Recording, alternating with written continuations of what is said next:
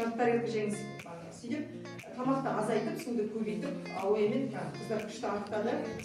Бір қыз ғана маған тамақты кішкене азайтуыңыз керек. Даже сіз мысалы мен бұрын бүкіл марафондарға қатысам, энергиям жетпей қалады, сила ойлам жетпей қалады, отырып сынып қалады, андай білмеймін.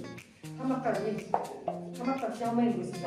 Ал мынау көмектесті кәдімгідей ниеттеніп арықтайын деп арықтауды бастаған адамға бұл организмге күшті поддержка береді, аппетитті басады, иммунитетті көтереді, энергия береді. Уже энергия болған жерде жаттығу жасауға да уже энергияң болады. Арықтайын деп ниет еткен адамға прям күшті көмектеседі.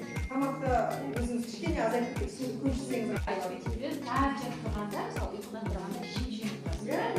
Ұйқыда да күшті қандырам тұрасыз. Қаншама да бір үлкен апа, бір әже дейтін 73-тегі әже маған дейтігі, сол кісі деген тиян шегір ішкен, бір жыл бойына магнезиум ішкен, магний бадары ішкен, соның барлығына 2 миллион сом ақша кетіреді.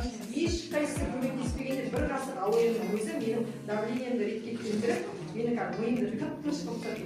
2 қасық алоэ таңертең кешке 2 қасық ішкен алоэдан мен осыдан рахат көрдім, енді өмір бойы осыны ішемін деп сатпаймын дейді, толтырып он шақтысын заказбен алып қойып айтамын, босқа тұрып сата беріңізші десе, жоқ сатпаймын, бес карта бет қалса мен не істеймін,